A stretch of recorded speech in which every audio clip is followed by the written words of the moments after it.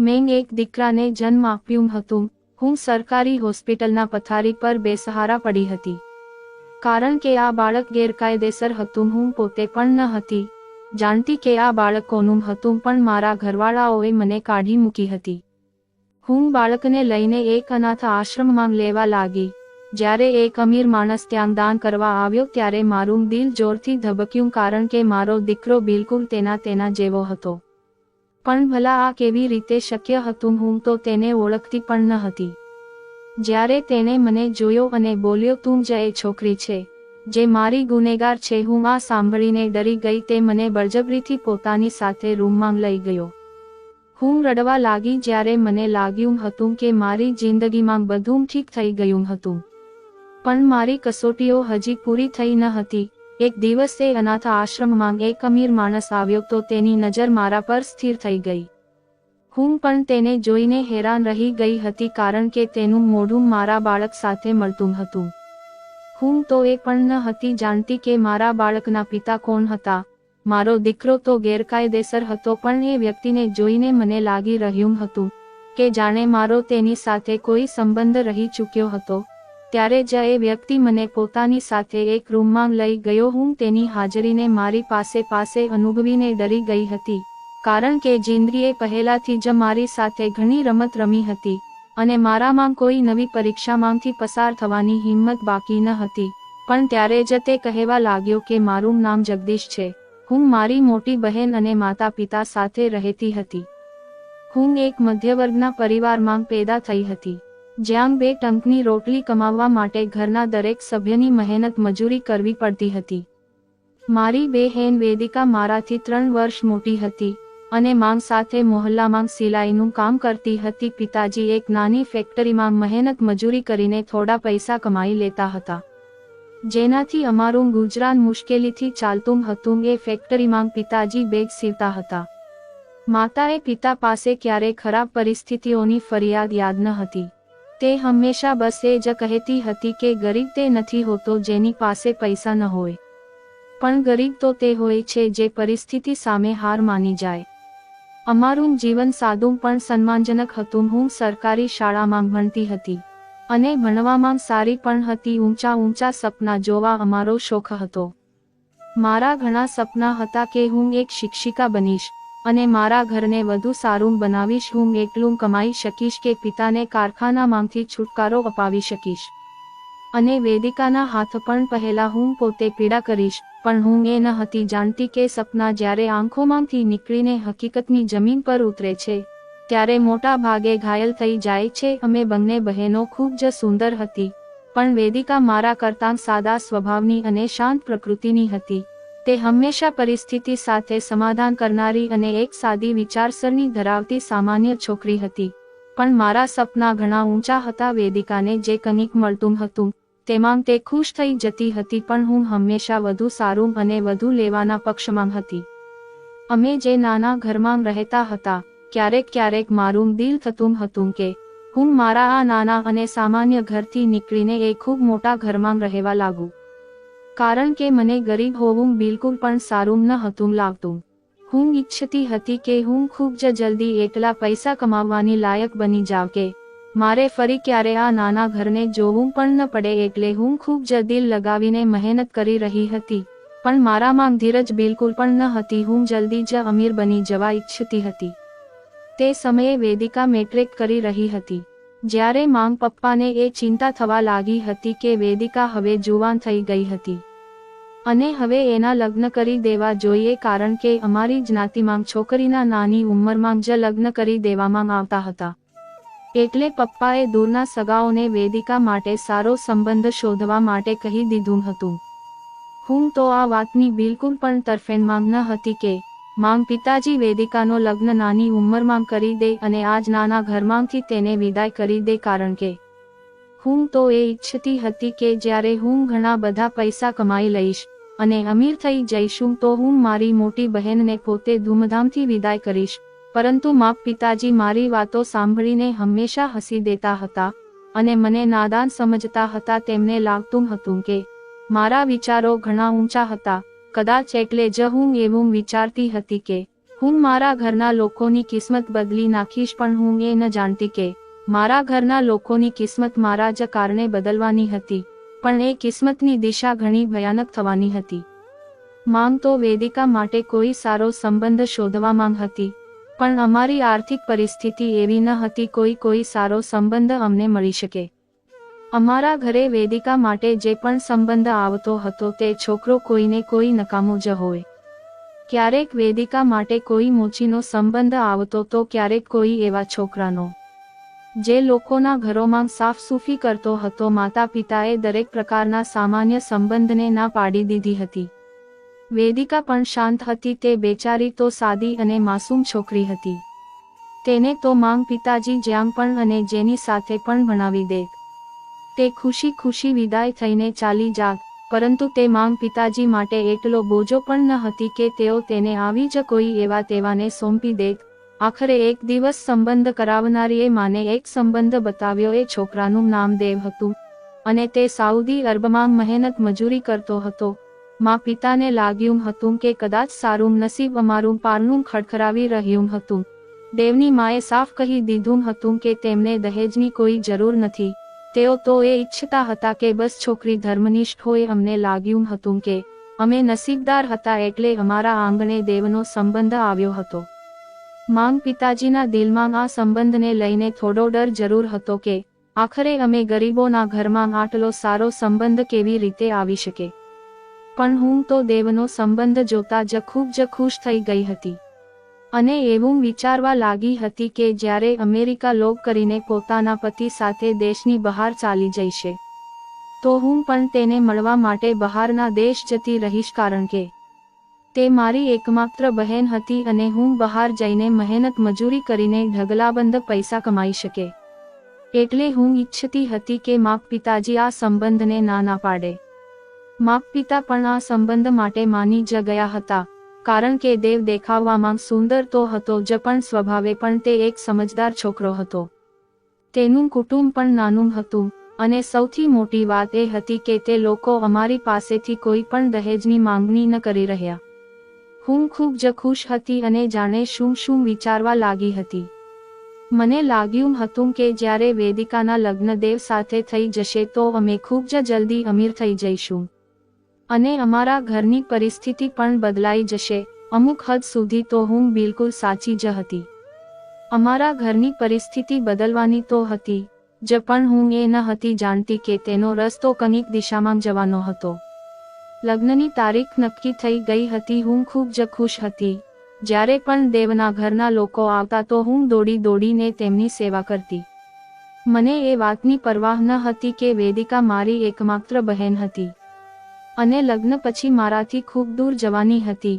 મને મતલબ હતો તો ફક્ત એ વાતથી કે વેદિકાના લગ્ન એક એવા છોકરા સાથે થઈ રહ્યા હતા જે અમારાથી અમીર હતું. આખરે વેદિકાના લગ્ન સાદગીથી થઈ ગયા અને તે દેવના ઘરે વિદાય થઈને ચાલી ગઈ જે શહેરમાં હતો. દેવ લગ્ન માટે રજા લઈને ઇન્ડિયા આવ્યો હતો, પણ દેવ લગ્નના એક અઠવાડિયા પછી જ પાછો સાઉદી અરબ ચાલ્યો ગયો હતો અને હવે 2 વર્ષ સુધી તેનું પાછા આવવું શક્ય ન હતું. જ્યારે દેવ સાઉદી અરબ પાછો ચાલ્યો ગયો તો વેદિકા પણ પાછી અમરી પાસે આવી ગઈ હતી, પણ મને વેદિકાને જોઈને ખુશી બિલકુલ પણ ન હતી થઈ. ઉલટાનું હું તો તેને ઘરમાં જોઈને એકદમ ઉદાસ થઈ ગઈ હતી કે તે પાછી કેમ આવી ગઈ હતી અને દેવ સાથે સાઉદી અરબ કેમ નહોતી ચાલી ગઈ, કારણ કે જ્યાં સુધી તે સાઉદી અરબ ન હતી જઈ શકતી હું બલ્લા તેની પાસે કેવી રીતે જઈ શકતી હતી.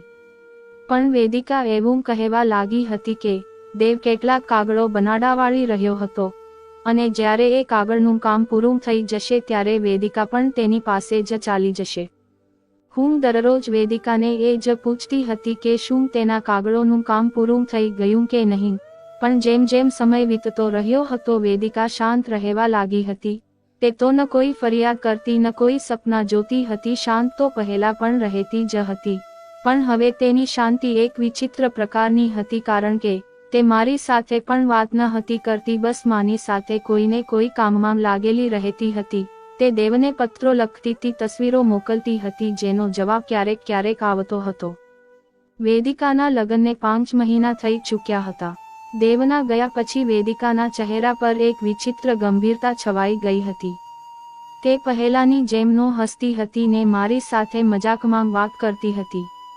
હું તો દિવસો ઘણીને પસાર કરી રહી હતી કે ક્યારે દેવ વેદિકાને પોતાની પાસે બોલાવે અને મને પણ દેશની બહાર જઈને સાઉદી અરબ જોવાનો મોકો મળે, જેથી હું પણ મારી કિસ્મત બદલી શકું, કારણ કે વેદિકાની કિસ્મત તો બદલાઈ ચૂકી હતી. અને આખરે મારો ઇંતજાર પૂરો થઈ જ ગયો જ્યારે એક દિવસ મને એ સમાચાર મળ્યા કે દેવ કાગળોનું કામ પૂરું કરાવી લીધું હતું અને મેદરિકા હવે ખૂબ જ જલ્દી સાઉદી અરબ જવાની હતી. હું તો આ સમાચાર સાંભળીને ખૂબ જ ખુશ હતી, પણ મેં મહેસૂસ કર્યું હતું કે વેદિકા આ સમાચાર સાંભળીને વધુ ઉદાસ થઈ ગઈ હતી. જ્યારે મેં તેને આ ઉદાસીનું કારણ પૂછ્યું તો તે મને કહેવા લાગી કે માંગ પિતાજી અને મારાથી દૂર જવાનો દુઃખ તેને ઉદાસ કરી રહ્યું હતું, પણ મને તેના પર ખૂબ જ ગુસ્સો આવ્યો હતો કે કિસ્મત તેના પર મહેરબાન થઈ રહી હતી. તેની પાસે તો મોકો હતો કે તે ગરીબીમાંથી નીકળીને અમીરોવાળી જિંદગી જીવી શકતી હતી, પણ તેમ છતાં ઉદાસ થઈ રહી હતી. ઉદાસ માત્ર તે જ ન હતી, પણ જેમ જેમ તેના જવાના દિવસો નજીક આવી રહ્યા હતા, માંગ પિતાજી પણ ઉદાસ થવા લાગ્યા હતા. પણ મને એ બધા પર ખૂબ જ ગુસ્સો આપતો હતો. આખરે એ દિવસ આવી જ ગયો જ્યારે વેદિકા ભીમની આંખો સાથે અમને બધાને છોડીને દેવ પાસે સાઉદી અરબ ચાલી ગઈ હતી. એ દિવસે માંગ પિતાજીની આંખોમાં પણ આંસુ હતા, પણ મારા ચહેરા પર સ્મિત હતું. અને આંખોમાં એ જ સપના જે હું હંમેશાથી જોતી આવી હતી, અમીર થવાના અને ઘરની પરિસ્થિતિને બદલી નાખવાના સપના મેં જતી. એ વખતે વેદિકાને એ જ કહ્યું હતું કે મને પણ તારી પાસે બોલાવી લેજે, કારણ કે મારે પણ બહારની અમીરોવાળી જિંદગી જોવી છે. પણ વેદિકા મને કહેવા લાગી હતી કે તે તો મારાથી અને મા પપ્પાથી દૂર બિલકુલ નથી જવા ઈચ્છતી. પણ હું આવી ઈચ્છા કેમ કરી રહી હતી? મારે તો ખુશ થવું જોઈએ કે હું મા પિતાજી પાસે હતી, પણ મને એ સમયે એ વાતની કોઈ પરવાહ ન હતી. હું તો માત્ર અને માત્ર બહારના દેશ જઈને પૈસા કમાવવા ઈચ્છતી હતી, જેથી અમીર થઈ શકું અને ગરીબોવાળી જિંદગીમાંથી નીકળીને એક મોટા ઘરમાં મારી જિંદગી ગુજારી શકું, જેવી કે હું હંમેશા ફિલ્મ અને ડ્રામામાં જોતી આવી હતી. એ સમયે અમારા ઘરમાં કોઈની પાસે મોબાઈલ ન હતો, પણ અમારા મોહલ્લામાં જે લોકો અમીર હતા તેમની પાસે જ મોબાઈલ હોય છે. એમાંથી જ એક ઘર નીલિમાનું હતું, જે મારી નિશાળની મિત્ર હતી અને તે અમીર હતી, એટલે તેની પાસે પોતાનો મોબાઈલ ફોન હતો. હું દરરોજ લીલીની ઘરે જતી હતી અને તેના ફોનથી વેદિકા સાથે વાત કરતી હતી અને તેને હંમેશા એક જ વાત કહેતી હતી કે તે મને પોતાની પાસે બોલાવી લે. મેં વેદિકાને ક્યારેય એ પૂછ્યું જ ન હતું કે બહારની જિંદગી કેવી હતી અથવા શું તે બહાર જઈને ખુશ પણ હતી કે નહીં, શું તેને અમારી યાદ આવતી પણ હતી કે નહીં. બલકે હું તો ને હંમેશા એક જ વાત કહેતી હતી કે તે જેટલું જલ્દી થઈ શકે મને પણ પોતાની પાસે બોલાવી લે, કારણ કે હું ગરીબો જેવી જિંદગી જીવીને કંટાળી ગઈ હતી અને તેની પાસે જવા માંગતી હતી. મારી વાતો સાંભળીને વેદિકા સાથે નીલિમા પણ બહુ હેરાન થતી હતી અને મને સમજાવતી હતી કે બહારની જિંદગી એટલી આસાન નથી જેટલી કે હું વિચારતી હતી, કારણ કે તેના પોતાના પિતાજી પણ બહારના દેશમાં જ નોકરી કરતા હતા. પણ મને એવું લાગતું હતું જાણે બહારની જિંદગી આ જિંદગીથી તો ઘણી સારી જ હતી જે હું આ નાના ઘરમાં ગુજારી રહી હતી. હું દરરોજ વેદિકાને એક જ વાત કહેતી હતી કે તે બસ કોઈ પણ રીતે મને પોતાની પાસે બોલાવી લે. હું તેની પાસે જઈને દરેક પ્રકારનું કામ કરવા માટે તૈયાર હતી, જેનાથી હું ઢગલાબંધ પૈસા કમાઈ શકું. પણ હું એ ન હતી જાણતી કે વેદિકા સાથે થતી મારી બધી વાતોની સિવાય તેનો ભાઈ પણ સાંભળી રહ્યો હતો અને એક શેતાની પ્લાન બનાવી રહ્યો હતો, જેનાથી ના માત્ર મારી પણ મારા ઘરવાળાઓની પણ ઇજ્જત ખરાબ થવાની હતી. હું એ વાતથી બિલકુલ અજાણ હતી કે નીલિમાનો ભાઈ પાર્થ મારા વિશે શું વિચારી રાખ્યું હતું. હું તો બસ દરરોજ નીલિમાની સાથે બેસીને વેદિકા સાથે પોતાના દિલની વાતો કરતી હતી અને પાર્થ મારી વાતો સાંભળીને મારા જ વિરુદ્ધ એક ઝાડુ ગૂંથવામાં લાગેલો હતો.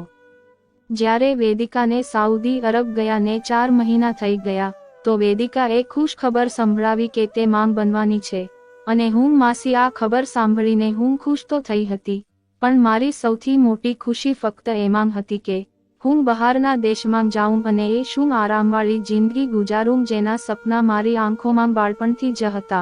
અને લીની માની જીવનશૈલી જોઈને તે દિવસે ને દિવસે વધુ મજબૂત થઈ રહ્યા હતા. વેદિકાના માંગ બનવા વિશે પાર્થને પણ ખબર પડી ગઈ હતી અને ત્યારે તેના હાથમાં એક કારણ લાગી ગયું હતું જ્યારે તે મને ઉપયોગ કરી શકતો હતો. વેદિકાના માંગ બનવાની ખુશખબરીએ તો જાણે આખા ઘરમાં ખુશીની લહેર દોડાવી દીધી હતી. માંગ તો સિજદામાં પડી ગઈ હતી. પપ્પાની આંખોમાં પણ વિનાશ હતી અને હું ખુશીથી ફૂલી ન હતી સમાતી પણ મારી ખુશીનું કારણ નીલિમાનું માંગ બનવું ન હતું. મારી ખુશી તો કંઈક બીજી જ હતી. મને લાગ્યું હતું કે હવે મારું વેદિકા પાસે જવાનો રસ્તો સરળ થઈ જશે. હું એટલી અધીર હતી કે મારા કાન ફક્ત મારી જ મરજીની વાત સાંભળવા માંગતા હતા અને વેદિકાની કે કોઈ બીજાની કોઈ વાતની મને કોઈ પરવાહ જ ન હતી. વેદિકાની થાક, તેના દુઃખ, તેની નિકટતાની કમી કે તેની એકલતા મને દેખાતી ન હતી. હું તો બસ પોતાના વિચારોમાં પોતાને સાઉદી અરબના એક મોટા શોપિંગ મોલના કેશ કાઉન્ટરની પાછળ જોતી હતી અથવા કોઈ હોલમાં વેલકમ ડ્રિંક્સ પીરસતી જોતી અથવા સુંદર પોશાકમાં ફેશન શોમાં જેમ હું ફિલ્મો ડ્રામામાં જોતી હતી. એક દિવસ જ્યારે હું વેદિકા સાથે વાત કરવા નીલિમાના ઘરે ગઈ તો પાર્થે મને પોતે સંબોધિત કરી હતી અને કહેવા લાગ્યો હતો કે ક્યારા, શું તું ખરેખર બહાર પોતાની બહેન પાસે જવા માંગે છે? પાર્થની વાત સાંભળીને તો જાણે હું ચોંકી ગઈ હતી. પહેલી વાર તે સીધી રીતે મારી સાથે વાત કરી રહ્યો હતો પણ મેં તરત જ હામાં માથું હલાવી દીધું હતું. તે મને કહેવા લાગ્યો હતો કે મારે સાઉદી અરબ જવા માટે તેના એક મિત્રને મળવું પડશે કારણ કે તેના કહેવા પ્રમાણે તેનો મિત્ર અમીરાતમાં એક કંપની ચલાવે છે અને તે ત્યાં સુંદર અને જુવાન છોકરીઓને રિસેપ્શન સેલ્સ કે ઇવેન્ટ મેનેજમેન્ટની નોકરી આપતો હતો. પણ તેને એક શરત પણ રાખી હતી કે મારે તેના મિત્રને જઈને પોતે ઇન્ટરવ્યૂ આપવો પડશે. મેં કંઈ પણ વિચાર્યા સમજ્યા વગર ઉતાવળથી બસ એ જ પૂછ્યું હતું કે મારે ક્યાં અને ક્યારે જવાનું હતું. પાર્થ મને કહેવા લાગ્યો હતો કે તે મને પોતે ત્યાં લઈ જશે અને લીનીમાં પણ અમારી સાથે જ હશે એટલે મને ફિકર કરવાની જરૂર નથી. આ સાંભળીને મારા હૃદયને શાંતિ મળી હતી કે નીલિમા પણ મારી સાથે જ હશે. એ વખતે મને એવું જ લાગ્યું હતું કે કદાચ કિસ્મતનું બારણું ખુલી રહ્યું હતું.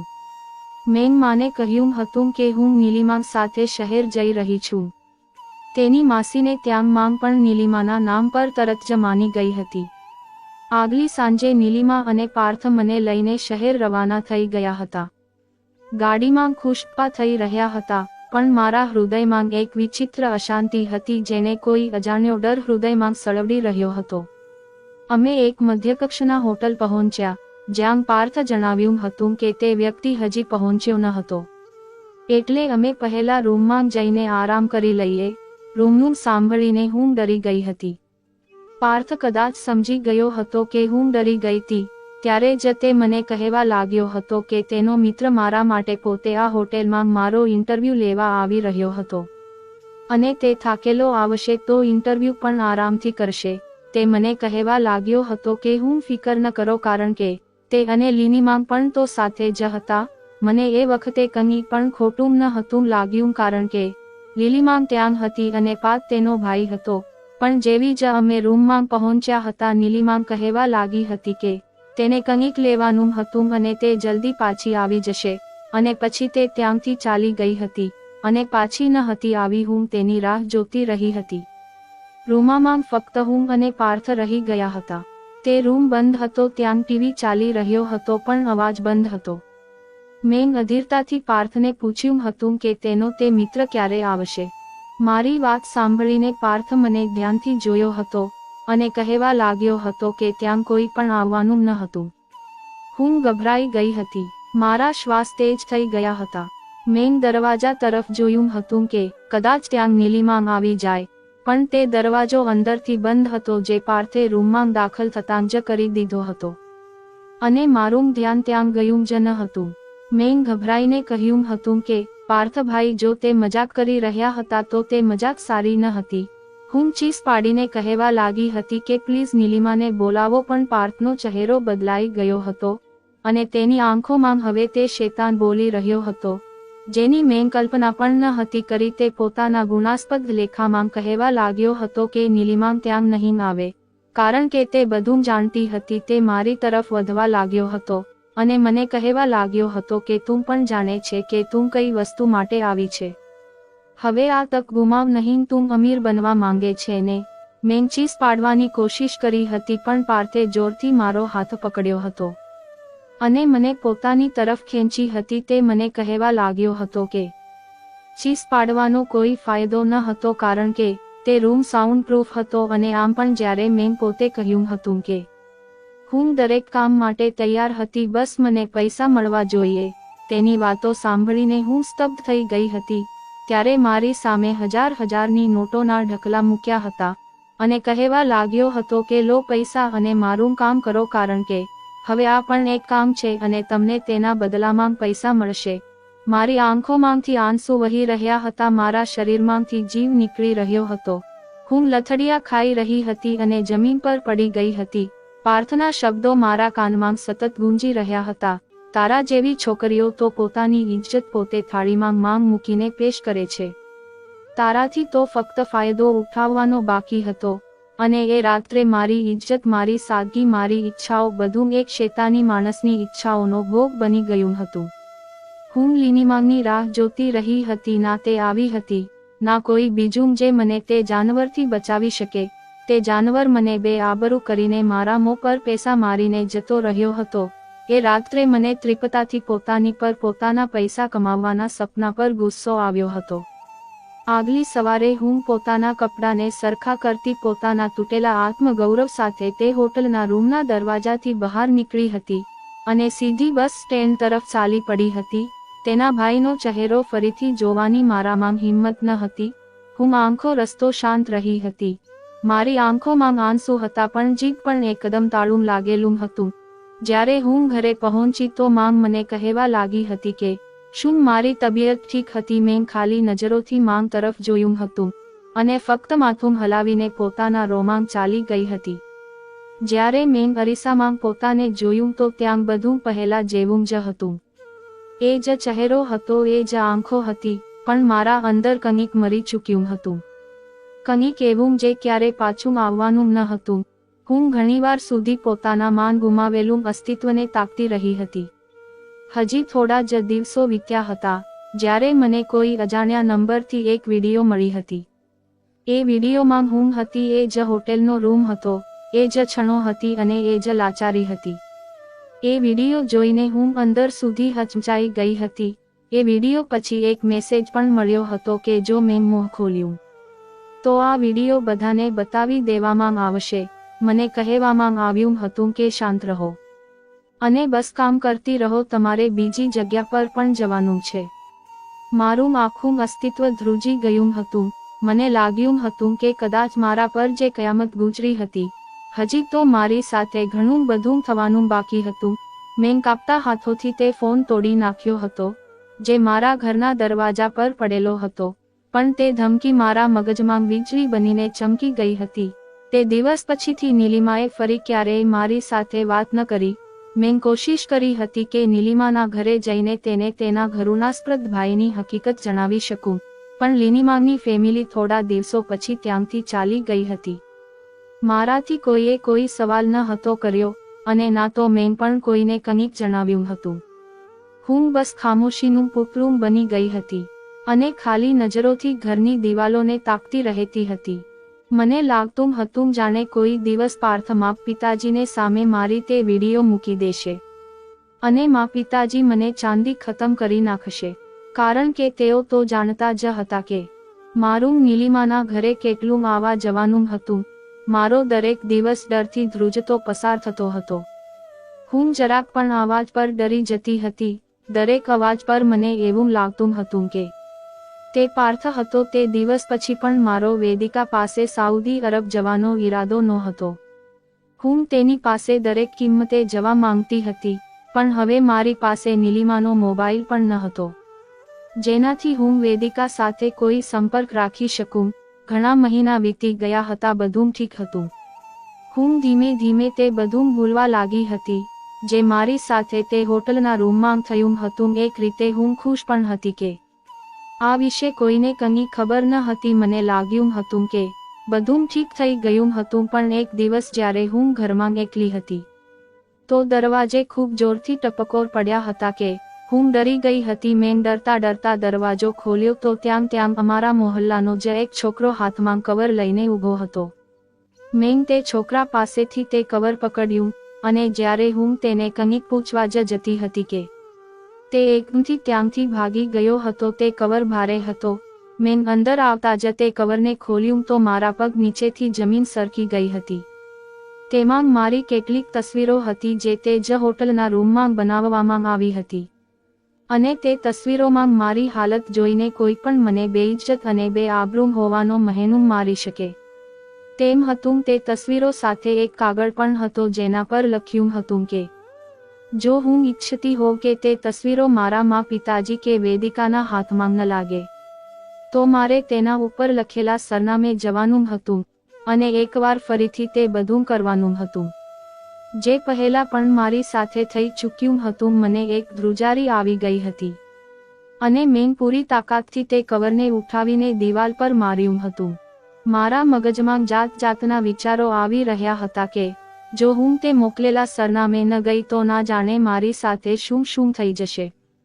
પહેલા તો હું એ આભાર માનતી હતી કે આ વિશે કોઈને પણ કંઈ ખબર ન હતી, પરંતુ આ વિચારીને જ મારા રૂવાણા ઊભા થઈ ગયા હતા કે જો આ વિશે કોઈને ખબર પડી ગઈ તો માંગ પિતાજી તો જીવતે જીવ મરી જશે.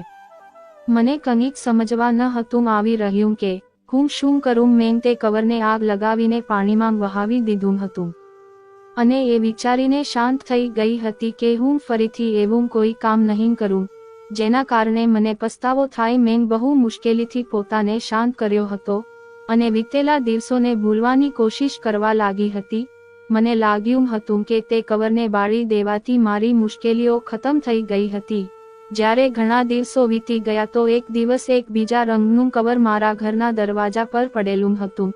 જ્યારે મેં તે કવર ખોલ્યો તો હું ખુશીથી કૂદી પડી હતી, કારણ કે તે કવર વેદિકાએ મોકલ્યું હતું. તે કવરમાં એક વાદળી રંગનો કાગળ હતો અને તેમાં લખ્યું હતું કે હવે તેને ડિલિવરીના છેલ્લા દિવસો હતા અને તેને મારી જરૂર હતી, કારણ કે તે ઘરનું બધું કામ એકલી ન કરી શકતી અને દેવ ડ્યુટી પર હોય છે. તેને આરામની જરૂર હતી અને કોઈ પોતાનાની જરૂર હતી જે તેનું ધ્યાન રાખી શકે. એટલે તે મને પોતાની પાસે બોલાવવા માંગતી હતી. હું તો ખુશીથી ઝૂમવા લાગી હતી. એ વખતે મારા મગજમાંથી પાર્થ નીલિમા તે હોટલમાં વીતેલી તે ભયાનક રાત અને પાર્થ તરફથી મળેલું તે કવર બધું જ નીકળી ચૂક્યું હતું. એ વખતે જો મારા મગજમાં કંઈક ચાલી રહ્યું હતું તો ફક્ત એ કે હું બહુ જલ્દી વેદિકા પાસે જવાની હતી અને મારા સપના બહુ જલ્દી પૂરા થવાના હતા. હું એકવાર ફરીથી તે બધા સપના જોવા લાગી હતી જે પ્રાર્થના મારા જીવનમાં આવી ગયા પછીથી થંભી ગયા હતા. જ્યારે મેં માપ પિતાજીને આ વિશે જણાવ્યું તો માપ પિતાજી પણ ખૂબ જ ખુશ થઈ ગયા હતા અને મારા વેદિકા પાસે જવા પર તેમને પણ કોઈક વાંધો ન હતો, બલકે માંગ પિતાજી તો મને ખુશી વેદિકા પાસે મોકલવા માટે તૈયાર થઈ ગયા હતા. મેં ખૂબ ખુશીથી મારો બધો સામાન તૈયાર કરવાનું શરૂ કરી દીધું હતું અને ઊંચા સપના એકવાર ફરી મારી આંખોમાં પાછા ફર્યા હતા. હું તે બધું વિચારવા લાગી હતી કે મારે વેદિકા પાસે જઈને શું કરવાનું હતું અને કઈ રીતે ઢગલા પૈસા કમા હતા. તે દિવસે હું તે કબર પર લખેલા સરનામે જવાની હતી. પિતાજી ખૂબ ખુશીથી મને છોડવા જઈ રહ્યા હતા. તે એક મોટી બિલ્ડિંગ હતી જ્યાંથી મારે મારો પાસપોર્ટ અને બીજા કાગળો લેવાના હતા, કારણ કે વેદિકા મને પહેલા જ જણાવી ચૂકી હતી કે મારા બધા કાગળોનું કામ દેવે પૂર્ણ કરી દીધું છે અને મારે બસ તે બધા કાગળો એક મોટી બિલ્ડિંગમાં જઈને લેવાના હતા અને ત્યારબાદ એરપોર્ટ પર જવાનું હતું જ્યાંથી હું વેદિકા પાસે જઈ શકતી હતી. મને લાગ્યું હતું જાણે હું હવામાં ઉડી રહી હતી. મારા જીવનનો સૌથી મોટો હેતુ પૂરો થવાનો હતો. બધું બરાબર થઈ રહ્યું હતું. તે મોટી બિલ્ડિંગમાં હું પિતાજી સાથે જ ગઈ હતી અને એક સૂટ બૂટવાળા માણસને મળ્યા પછી મને મારા બધા કાગળો મળી ગયા હતા. થોડા દિવસો પછી મારી ફ્લાઇટ હતી અને મારે શહેરથી સાઉદી અરબ જવાનું હતું. માંગ પપ્પા મને વેદિકા પાસે મોકલવાથી ખુશ તો હતા, પણ તેમની આંખોમાં પણ એક વિનાશ ધરી રહી હતી, કારણ કે એક દીકરી તો પહેલાથી જ તેમનાથી દૂર થઈ ચૂકી હતી, અને હું પણ કદાચ તેમના હાથમાંથી નીકળવાની હતી. તે દિવસે હું ખૂબ ખુશ થઈને તૈયાર થઈ હતી. પિતાજી મને એરપોર્ટ પર છોડી આવ્યા હતા અને હું ખુશીથી વિમાન તરફ જવા જ વાળી હતી. જ્યારે એક માણસે આવીને મને રોકી હતી અને મને કહેવા લાગ્યો હતો કે મારા સામાનની તપાસણી કરવાની બાકી રહી ગઈ હતી. હું ખુશીથી તેની સાથે ચાલી પડી હતી, કારણ કે એટલું તો મને પણ ખબર હતી કે આ પણ મુસાફરીનો એક જરૂરી ભાગ હતો. પણ તે માણસ સાથે જવું મારી સૌથી મોટી ભૂલ હતી. તે મને લઈને એક રૂમમાં ગયો હતો, જ્યાં મારી સામે તે જ ઘૃણાસ્પદ ચહેરો લઈને ઊભો હતો. મેં ત્યાંથી ભાગવાની કોશિશ કરી હતી, પણ તે જ માણસે મને ચોરથી પકડી લીધી હતી, જે મને લઈને પાર્થ પાસે આવ્યો હતો. મારી આંખો સામે હોટેલનું તે જ દૃશ્ય ફરી ગયું હતું, જેને હું ભૂલવાની કોશિશ કરી રહી હતી.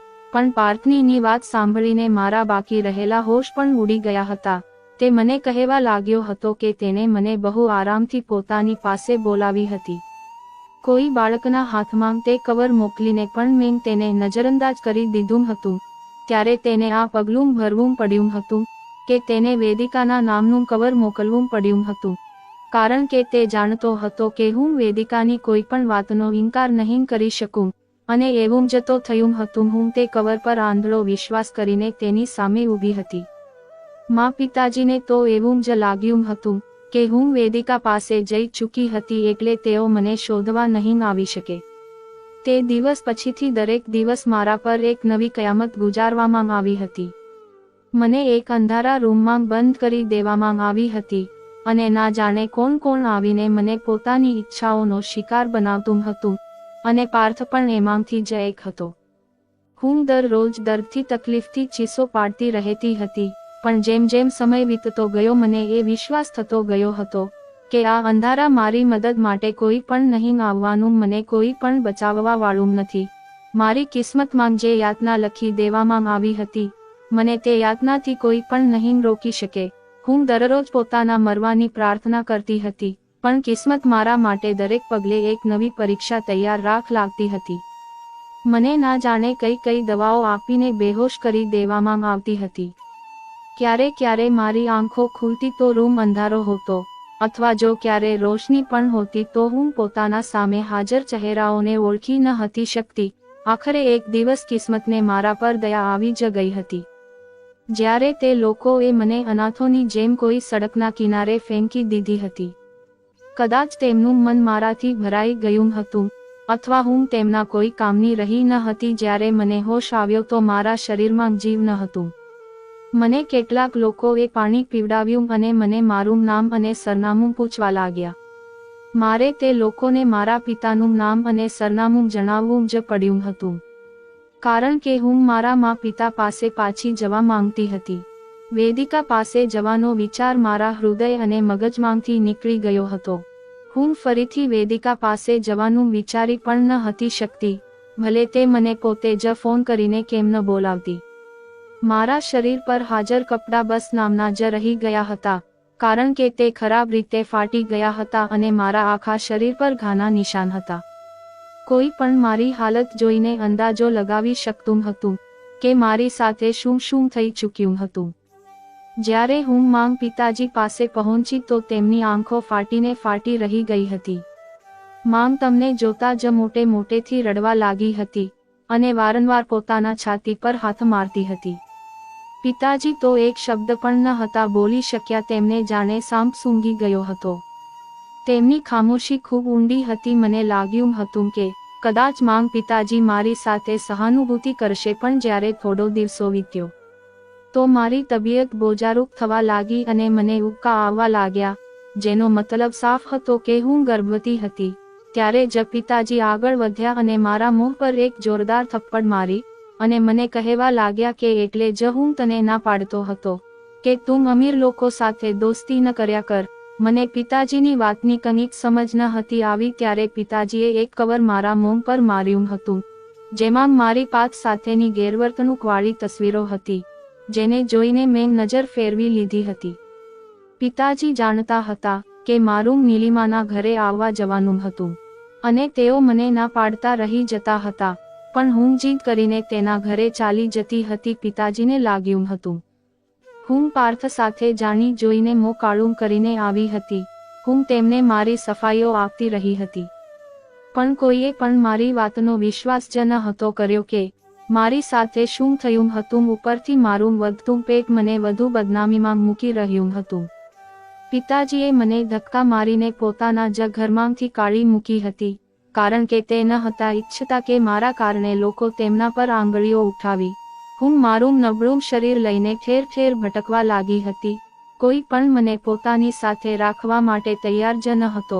હું ક્યારેક કોઈ સડકના કિનારે સૂઈ જતી અને ક્યારેક કોઈ પાર્કમાં પડેલા બેન્ચ પર સૂઈ જતી, જ્યાં મારા જેવી બીજી ઘણી ભિખારી સ્ત્રીઓ સૂઈ રહી હતી. હું ભીખ માંગીને પોતાનું ગુજરાન ચલાવી રહી હતી.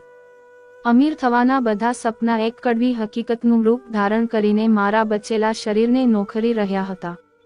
મને કંઈ ખબર ન હતી કે મારા મા પિતાજી કેવા હતા અથવા વેદિકા કેવી હતી.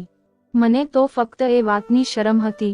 મેં પાર્થ વિશે પહેલા જ પોતાના મા બાપને કેમ ન હતું જણાવ્યું, પણ હવે કંઈ ન હતું થઈ શકતું. જ્યારે મારા બાળકના જન્મનો સમય આવ્યો તો ના જાણે મને કઈ સ્ત્રીઓ એક સરકારી હોસ્પિટલમાં છોડી ગઈ હતી, જ્યાં મેં એક દીકરાને જન્મ આપ્યો હતો. હોનો હતી જાણતી કે તે બાળકનો બાપ કોણ હતો, પણ તે બાળક ખૂબ જ માસૂમ હતો. તેને જોઈને હું પોતાના પર ગુજરેલી દરેક કયામતને ભૂલી ચૂકી હતી. મને લાગ્યું હતું કે મને જીવવાનો હેતુ એક નવું કારણ મળી ગયું હતું. હું દરરોજ તે બાળકને પોતાના છાતીએ લગાવીને પોતામાં જીવવાની એક નવી હિંમત પેદા કરતી હતી. પહેલા તો હું એકલી હતી એટલે ક્યારેક કોઈ સડકના કિનારે સૂઈ જતી હતી, પણ હવે મારી સાથે એક બાળકની જિંદગી પણ જોડાયેલી હતી, જેને હું મારી જેમ સડક પર ન હતી છોડી શકતી. ત્યારે જ મેં એક અનાથ આશ્રમમાં આશ્રય લીધો હતો. હું તે અનાથ આશ્રમમાં મહેનત કરતી હતી. હું ત્યાં દરેક તે કામ કરતી હતી જે મેં પોતાના ઘરમાં પણ ક્યારેય ન હતું. હું ત્યાં લોકોના ગંદા કપડાં ધોતી, તેમના મેલા કચરાવાળા વાસણો સાફ કરતી અને તેમના રૂમની ગંદકી ઉઠાવતી, ફક્ત ને ફક્ત પોતાના નાના દીકરા સોમેશ માટે. મારી દુનિયા સોમેશથી શરૂ થઈને તેના પર જ ખતમ થઈ જતી હતી અને હું તેના માટે દરેક કામ કરવા માટે તૈયાર પણ હતી, ભલે તેના માટે મારે લોકોના જૂતા જ કેમ ન સાફ કરવા પડે. જેમ જેમ સોમેશ મોટો થઈ રહ્યો હતો તેની સુંદરતામાં પણ વધારો થઈ રહ્યો હતો. સુંદર તો હું પણ હતી જ, પણ મને વિશ્વાસ થઈ ગયો હતો કે તેનો બાપ જે પણ હતો તે એક આકર્ષક વ્યક્તિત્વનો માલિક હતો. ત્યારે જ સોમેશમાં પણ એક અજીબ આકર્ષણ હતું જે મને પોતાની તરફ ખેંચતું હતું. મને લાગ્યું હતું કે મારા જીવનમાં જેટલી પણ પરીક્ષાઓ હતી તે બધી ખતમ થઈ ચૂકી હતી, પણ એક દિવસ જ્યારે એક ખૂબ જ અમીર માણસ અનાથ આશ્રમમાં દાન કરવા આવ્યો, અમારી નજર તો તેના પર ચોંટી ગઈ હતી, કારણ કે સોમેશના ચહેરામાં તેની છબી હતી. તે માણસ પણ સોમેશને અને મને જોઈને થંભી ગયો હતો અને મારી પાસે આવીને કહેવા લાગ્યો હતો, શું હું તેને જાણતી હતી? તેના સવાલ પર હું હેરાન રહી ગઈ હતી. મને કંઈક સમજમાં ન હતું આવી રહ્યું કે આખરે મારો આટલા અમીર માણસ સાથે શું સંબંધ હતું, પણ તે માણસની નજર સોમેશ પરથી હટતી જ ન હતી. સોમેશનો પણ તે જ રંગરૂપ હતો, તે જ કદકાઠ હતો જે તે માણસનો હતો. ત્યારે જ તે માણસ અનાથ આશ્રમવાળાઓ સાથે વાત કરીને મને અને સોમેશને પોતાની સાથે લઈ જવા લાગ્યો હતો. મારા હૃદય અને મગજમાં ભૂતકાળની બધી ક્ષણો પસાર થઈ ગઈ હતી. મેં તે માણસ સાથે જવાની ના પાડી દીધી હતી, પણ ત્યારે જ તે મને એક રૂમમાં લઈ ગયો હતો અને મને કહેવા લાગ્યો હતો કે તે સોમેશનો બાપ હતો. હું તેની વાત સાંભળીને પોતાનીની જગ્યાએથી હલી ન હતી શકી. તે મારી સામે ઘૂંટણીએ બેસીને મારી માફી માંગવા લાગ્યો હતો અને મને કહેવા લાગ્યો હતો કે તે જ મારો ગુનેગાર હતો. તેણે પોતાના કેટલાક મિત્રો સાથે મળીને મારી સાથે બહુ ખોટું કર્યું હતું, પણ મારી સાથે ખોટું કર્યા પછી તેને એક ક્ષણ પણ શાંતિ મળી ન હતી. તેનું નામ જગદીશ હતું અને તે શહેરનો બહુ મોટો બિઝનેસમેન હતો. તેની પાસે કોઈ પણ વસ્તુની કમી ન હતી, પણ દર રાત્રે મારો ચહેરો તેની સામે કોઈક ભયાનક સપનાની જેમ આવી જતો હતો. જગદીશની એક બહેન હતી જે મારી જ ઉંમરની હતી, અને તેની ઇજ્જત પણ કોઈએ ખરાબ કરી દીધી હતી. ત્યારે તેને અહેસાસ થયો હતો કે તેને પણ કોઈ છોકરી સાથે ખોટું કર્યું હતું. ત્યારે જ તો તેની બહેન સાથે પણ તે બધું થયું હતું. તે ઘણા સમયથી મારી શોધમાં હતો, એટલે મારા નામનું દાન દરેક જગ્યાએ આપતો હતો. દરેક જગ્યાએ મારા નામની ભિક્ષા આપતો હતો, જેથી કોઈ રીતે પોતાના પાપનું પ્રાયશ્ચિત કરી શકે. કે પણ તે એ ન હતો જાણતો કે એક દિવસ તેનો પાપ તેની આંખોની સામે આવીને ઊભો રહેશે. મને પણ તેની વાતો પર થોડો વિશ્વાસ તો થઈ જ ગયો હતો, કારણ કે સોમેશ બિલકુલ જગદીશની કોપી જતો હતો. તેના પણ તો તે જ નયન નકશા હતા જે જગદીશના હતા. હું બહુ મુશ્કેલીથી જગદીશ સાથે જવા માટે તૈયાર થઈ ગઈ હતી, કારણ કે મારી પાસે તેના સિવાય બીજો કોઈ વિકલ્પ ન હતો. આજે મને જગદીશના લગ્નમાં રહેતા 1 વર્ષ વીતી ગયા છે. જગદીશ પાર્થનો જ કોઈ મિત્ર હતો અને તે જ લોકોમાં સામેલ હતો જેમણે મારી ઇજ્જત ખરાબ કરી હતી. પણ સાચું કહે છે કે ભગવાનની લાઠી 2 અવાજની હોય છે. જે તેણે જે કંઈક મારી સાથે કર્યું હતું તે જ કંઈક તેની બહેન સાથે પણ થયું હતું. અને તે જીવતી ન હતી રહી ત્યારે તેને પોતાના પાપનો અહેસાસ થયો હતો અને તેણે મારી માફી માંગવાની સાથે સાથે પાર્થને સજા પણ અપાવી હતી. આજે પાર્થ પોતાની બાકીની જિંદગી જેલમાં ગુજારી રહ્યો છે. હજી સુધી મારી નીલિમા સાથે કોઈ મુલાકાત નથી થઈ. હવે હું નીલિમાની શોધમાં છું, જેથી તેને પૂછી શકું કે તેણે મારી સાથે આટલો મોટો દગો કેમ કર્યો હતો. વેદિકાને ત્યાં પણ એક દીકરી પેદા થઈ હતી, પણ મારા ઘરવાળા ફરીથી મારું મોઢું નથી જોવા માંગતા, કારણ કે તેમને લાગે છે કે મારી સાથે જે કંઈ પણ થયું તે બધામાં મારો પોતાનો જ કસૂર હતો. આજે મારી પાસે રૂપિયા પૈસાની કોઈ કમી નથી, પણ હવે મને તે પૈસાની રૂપિયાની કોઈ લાલસા જ નથી રહી.